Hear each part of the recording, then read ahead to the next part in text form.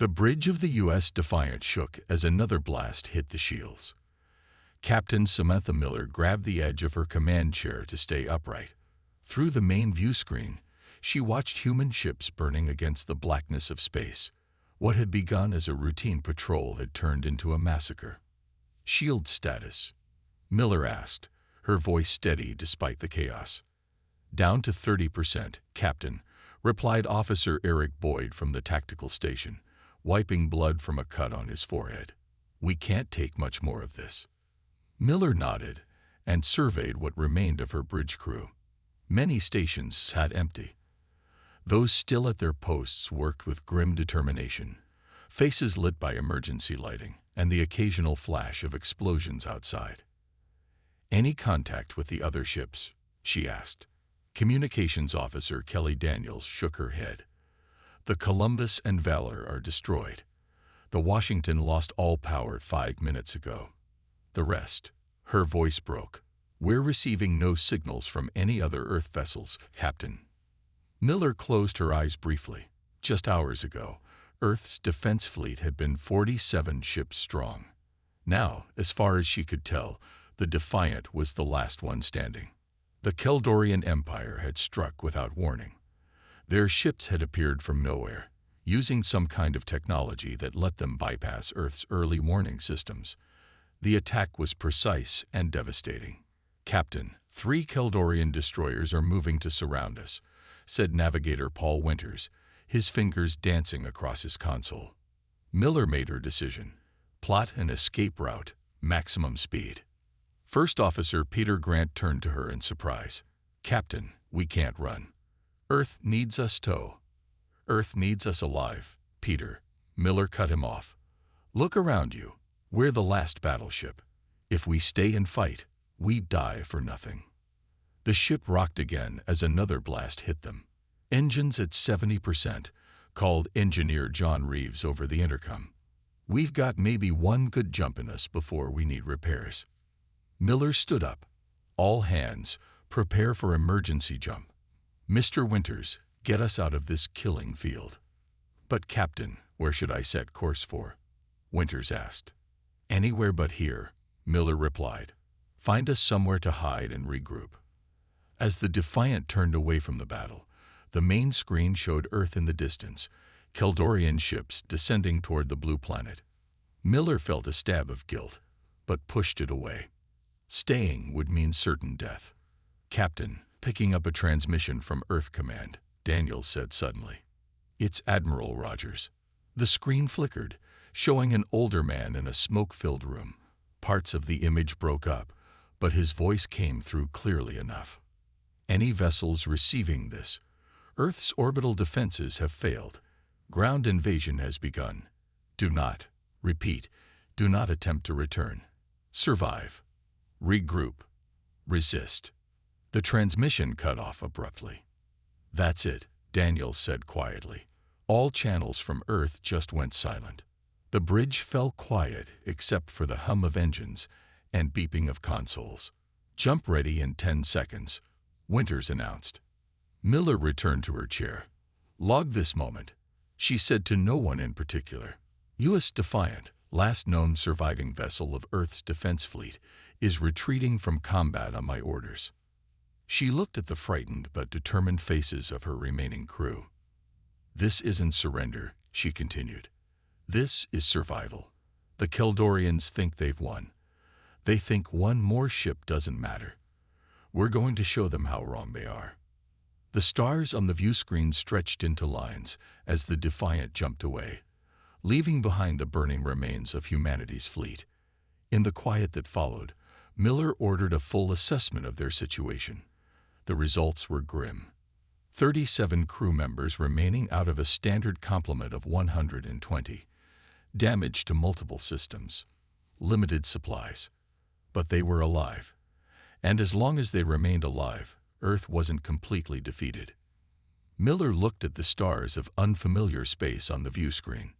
"We may be just one ship," she said softly, "but sometimes one is all you need." 3 months passed.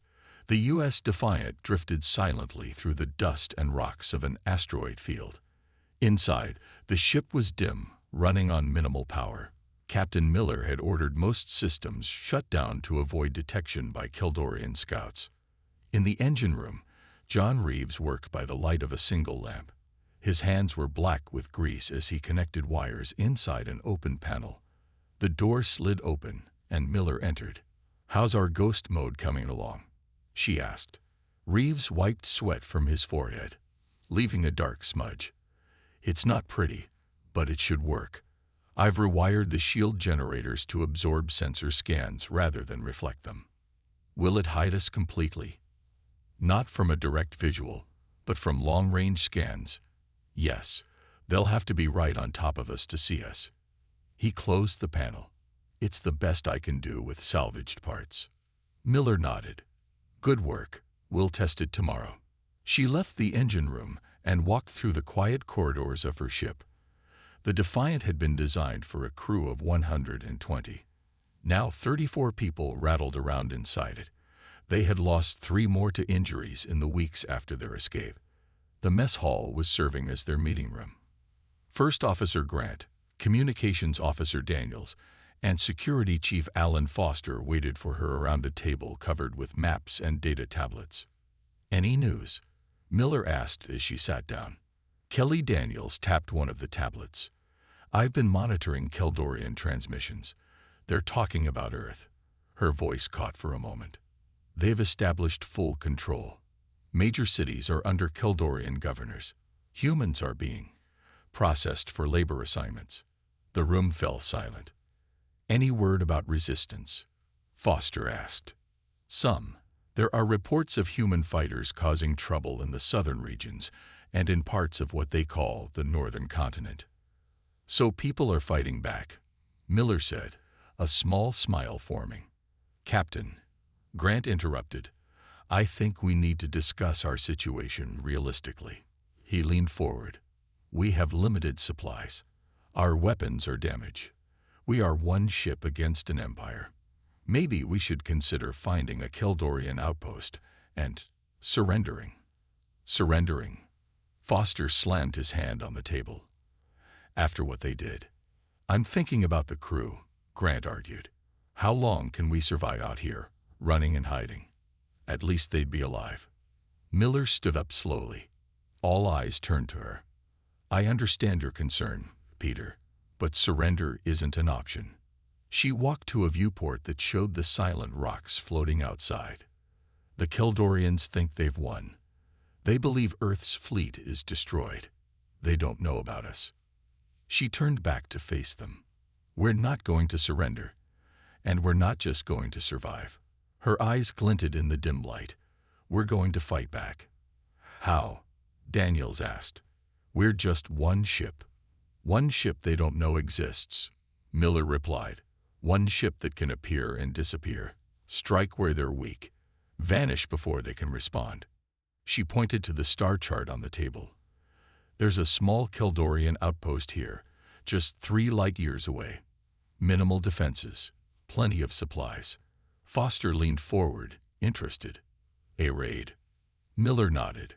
"We hit them fast. Take what we need. Disappear again. And we leave enough survivors to tell the story." "Tell what story?" Grant asked. "That Earth isn't defeated. That one of her ships is still out there. That we are coming for them." Miller's voice hardened. "We're going to be the ghost that haunts them across the stars." The officers looked at each other. Slowly, Foster smiled. Then Daniels. Finally, even Grant nodded reluctantly. "I need all of you with me on this," Miller said, "because if we're going to do this, we commit fully. No half measures." "I'm in," Foster said immediately. "Me too," added Daniels. Grant sighed. "It's probably suicide, but it's better than hiding until we run out of air." He shrugged. "I'm in." Miller looked at each of them in turn. "Then let's get to work. We attack in 48 hours.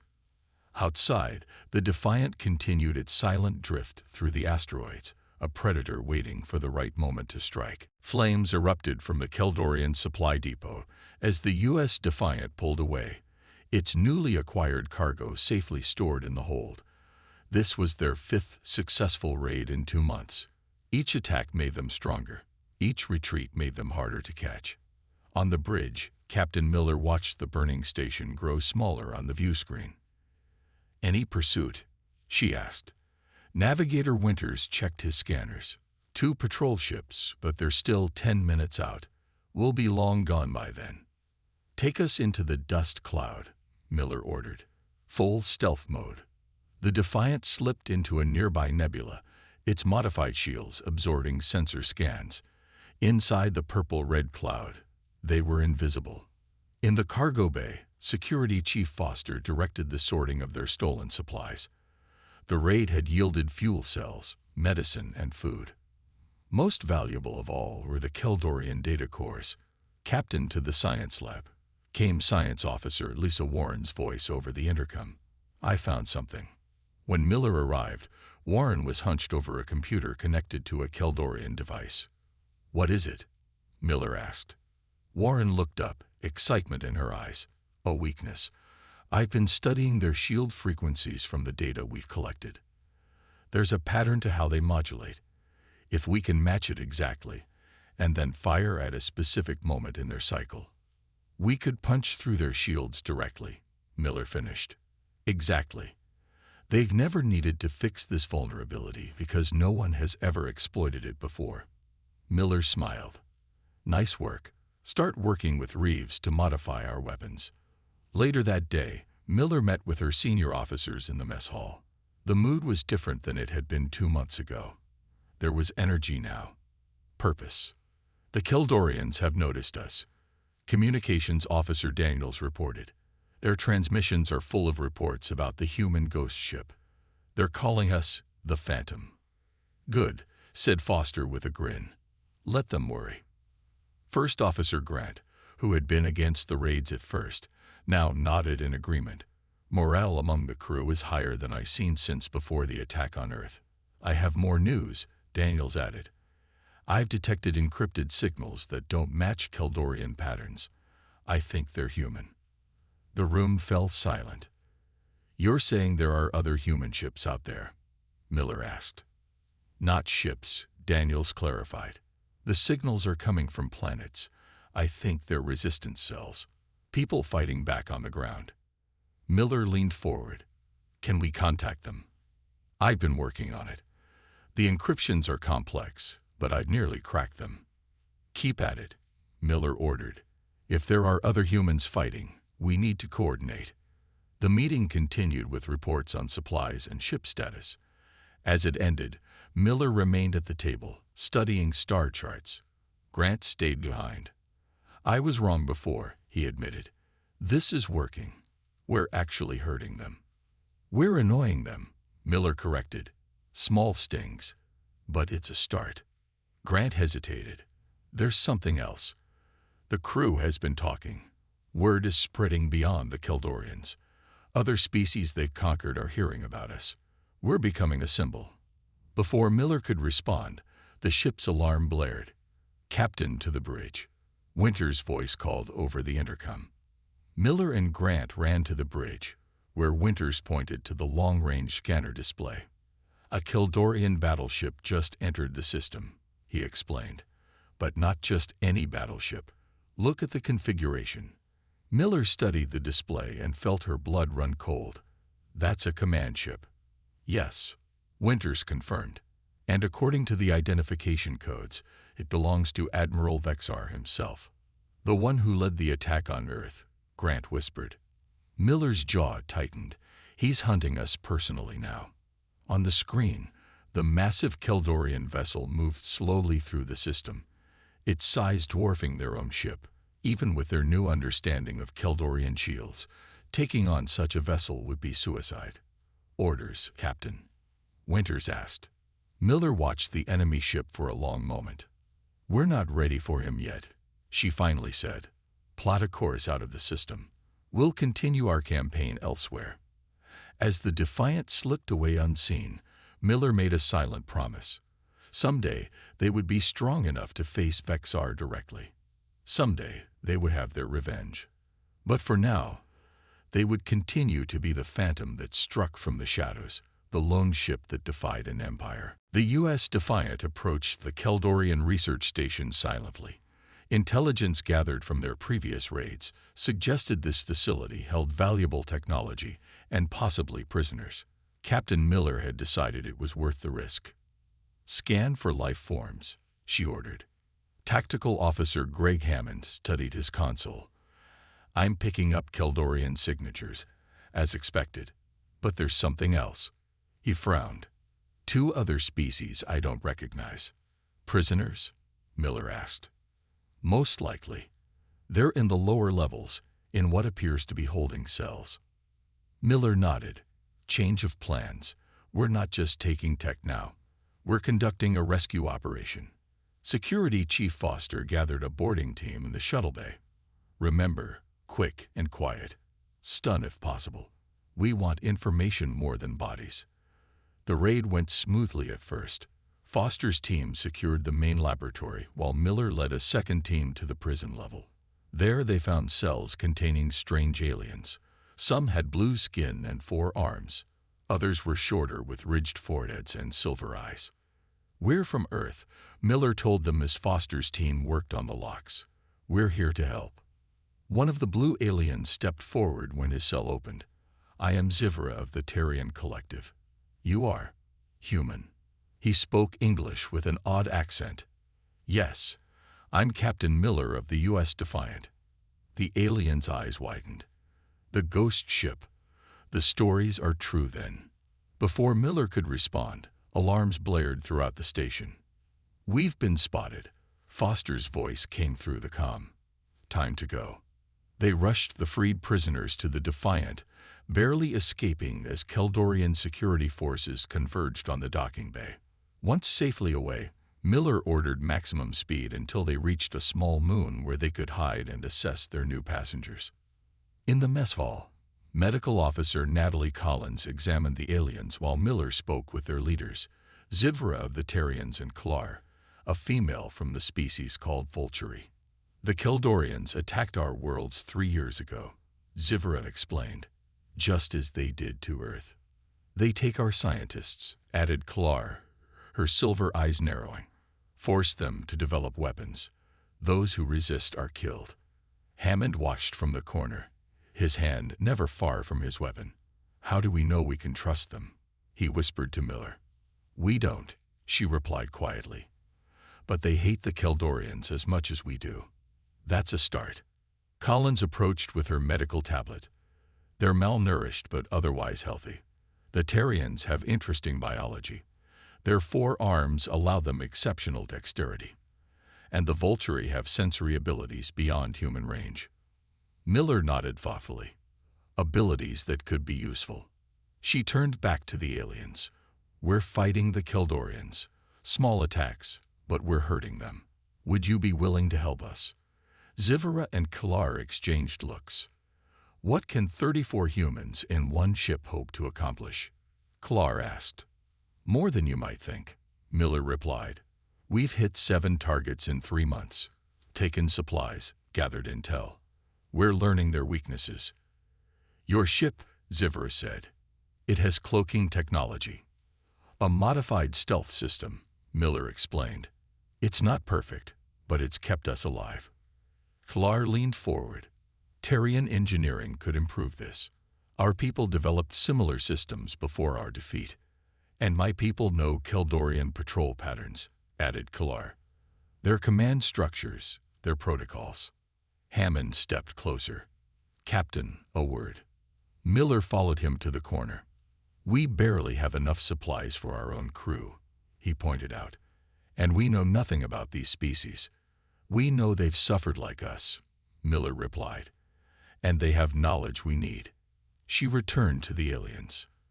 "If you join us, you'd be part of my crew, following my orders. Can you do that? If it means striking back at those who destroyed our worlds." Klar's silver eyes gleamed. "Yes." "Then welcome aboard the Phantom," Miller said, using the name the Keldorians had given them. "Let's see what we can accomplish together." That night, alone in her quarters, Miller updated her log. "The U.S. Defiant is no longer just a human vessel. she recorded. Today we became something more. A symbol of resistance for all species oppressed by the Keldorian Empire. We are still just one ship, but now we carry the hopes of 3 worlds, not just our own. She paused, looking at the stars through her viewport.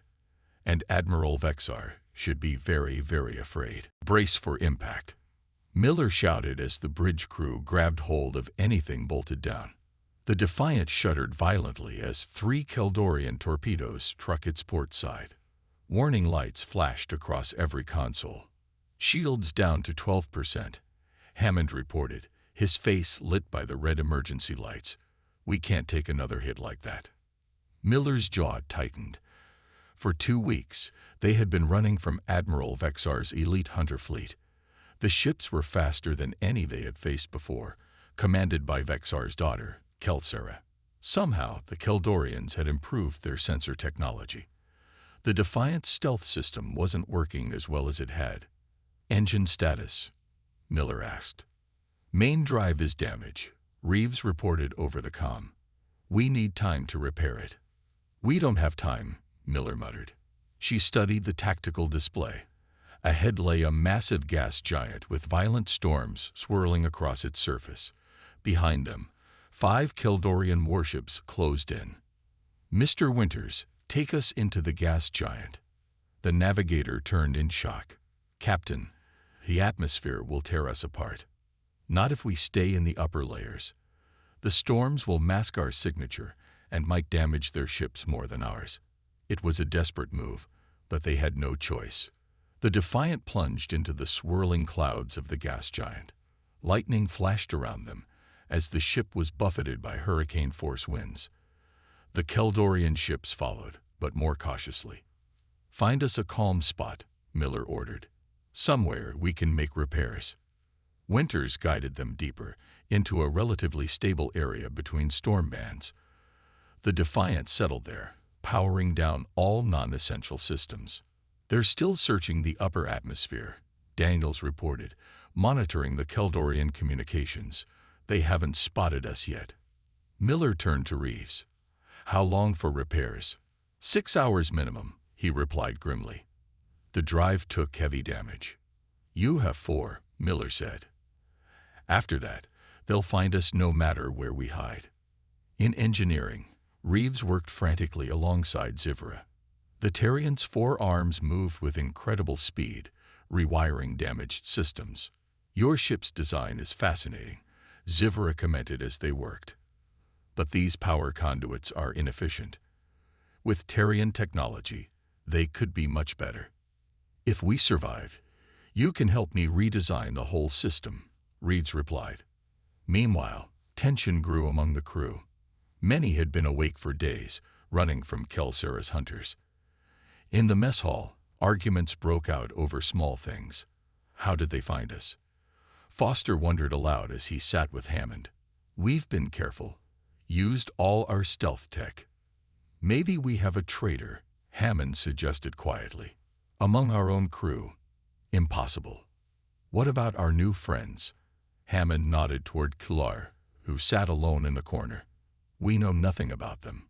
Not really. Miller entered her quarters for a brief rest before the repairs were complete. She hadn't slept properly in days. As she lay down, nightmares came immediately.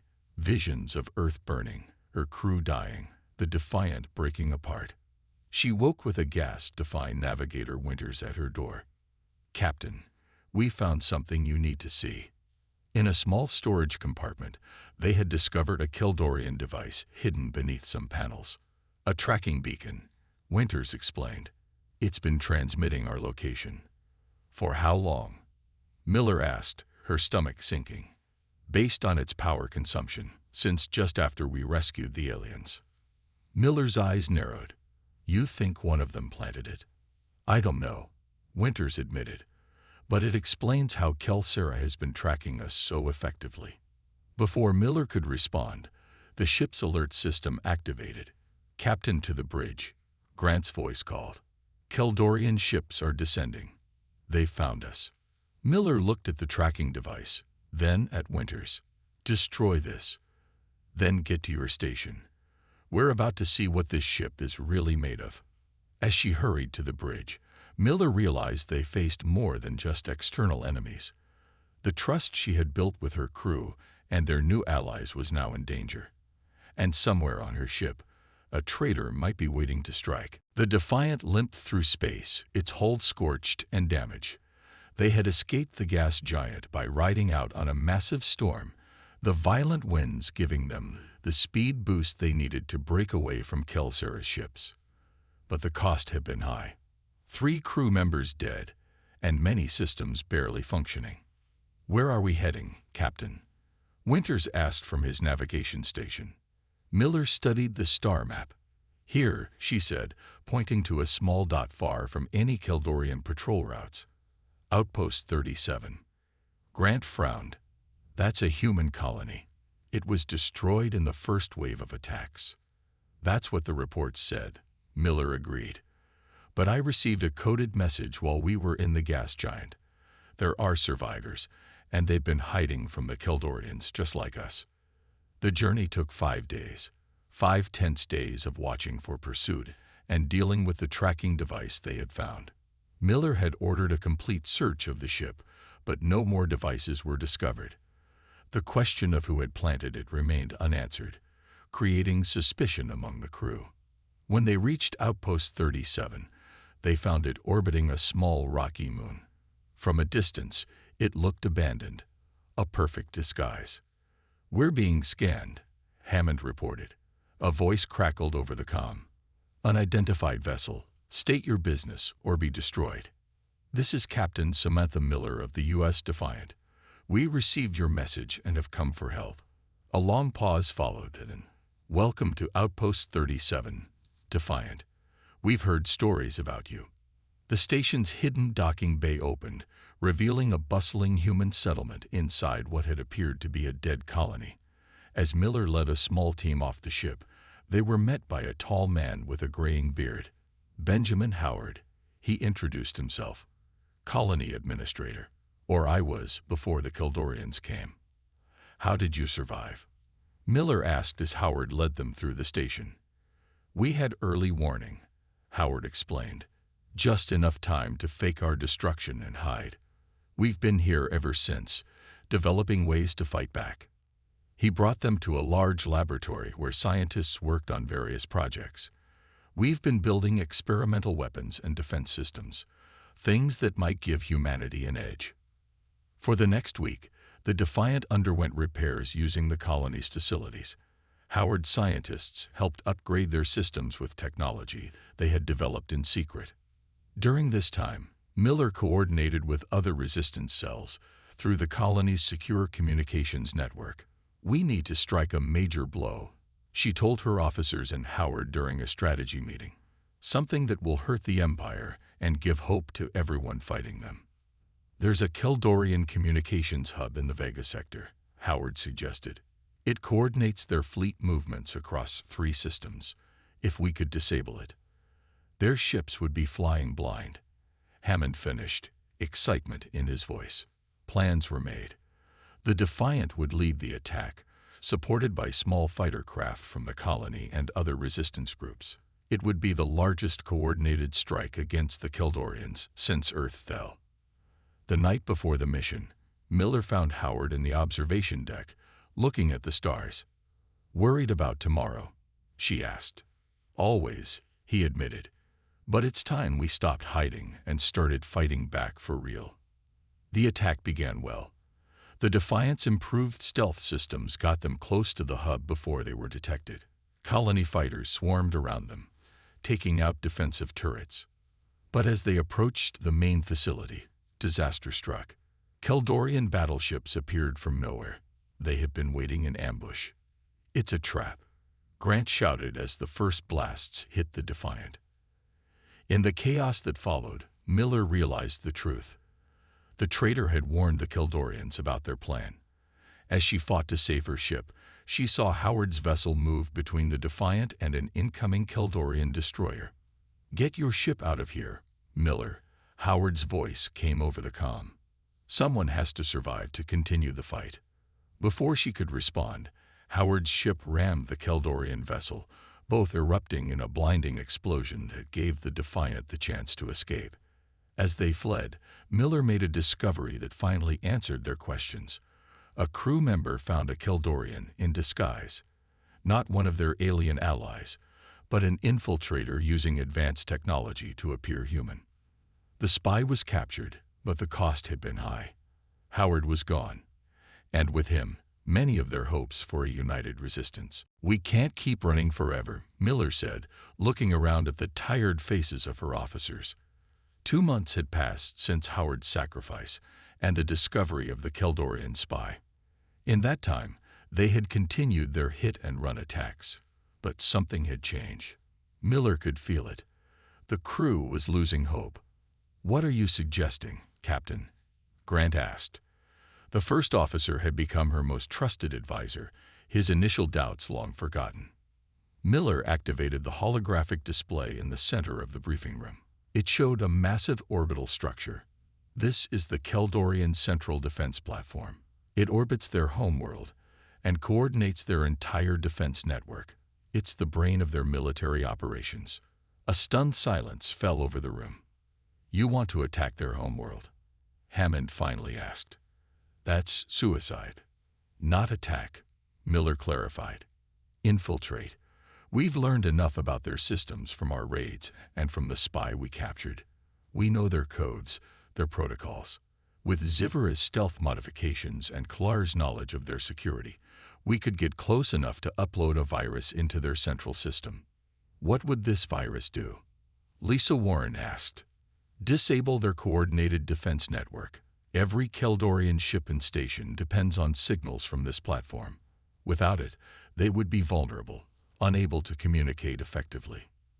The room erupted in overlapping voices, some supportive, others doubtful.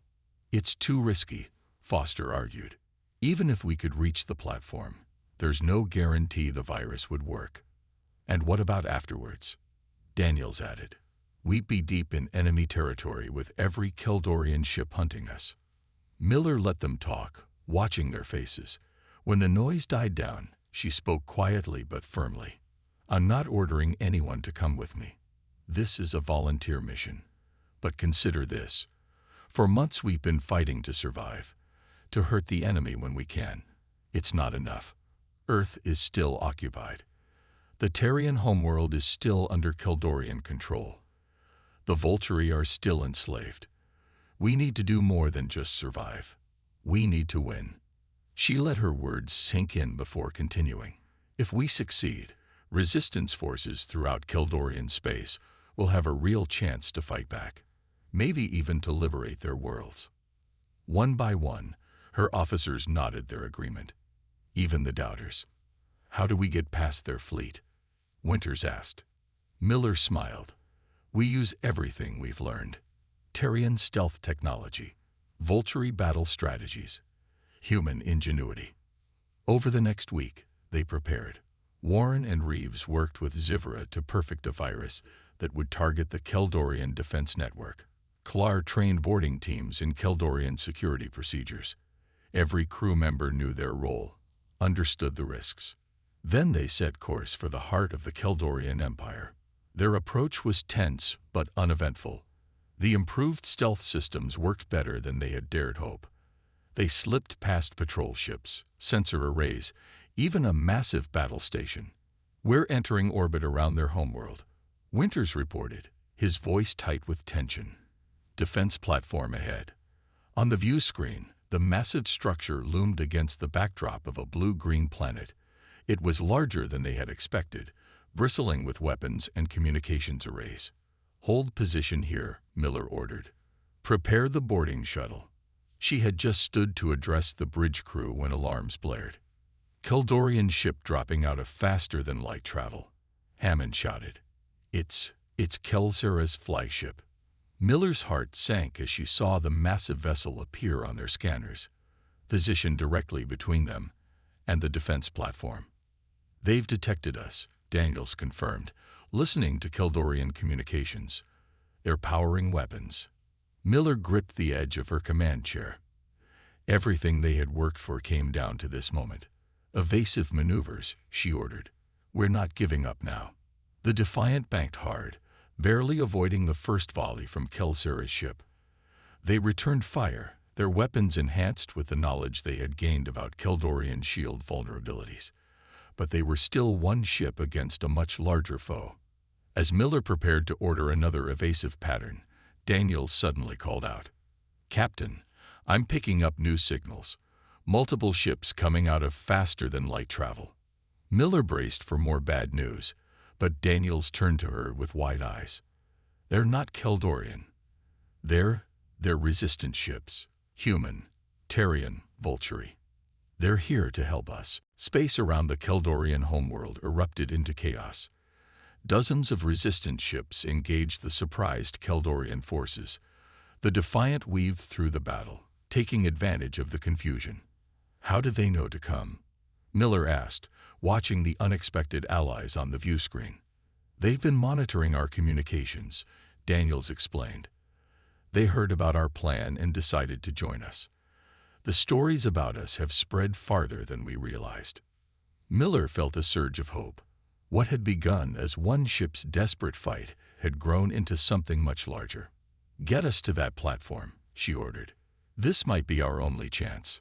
As Winters navigated toward their target, Miller selected her boarding team. Herself, Foster, Warren, Zivra, and Klar. They would infiltrate the platform while the Defiant and the Resistance fleet kept the Keldorians occupied. "You're the captain," Grant protested when Miller announced she would lead the mission. "You should stay with the ship." "This mission is too important to delegate," Miller replied. "Besides, no one knows Keldorian systems better than I do now." The boarding shuttle launched during a lull in the fighting, using Terrian stealth technology to approach the platform undetected.